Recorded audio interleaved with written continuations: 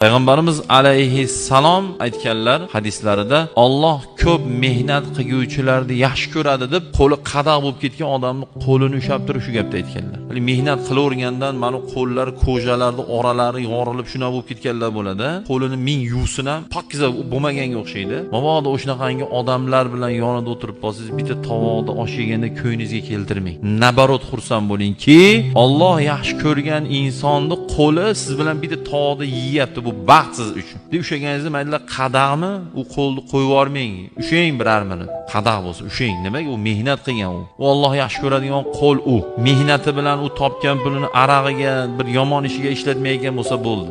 Alloh yaxshi ko'radi. Alloh yaxshi ko'rish uchun men ko'p aytaman sizlarga. Domla, qora aka, hoji aka bo'lish shart emas. Alloh yaxshi ko'radigan inson bo'lish uchun yaxshi odam bo'ling, bo'ldi, tamom. Siz kimsiz? Ijtimoiy kelib chiqishingiz nima?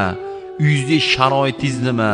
Umuman farqi yo'q. Allohning do'sti bo'lish, Allohni yaxshi ko'rgan bandasi, jannatiy inson bo'lish uchun buni umuman qizig'i yo'q. Biz Alloh qilma degan, shariat qaytargan narsalardan uzoqda, Alloh qil degan narsalarda yaqinda yursak, inshaalloh Alloh bizni yaxshi ko'rgan banda bo'lamiz, Xudo xolasa.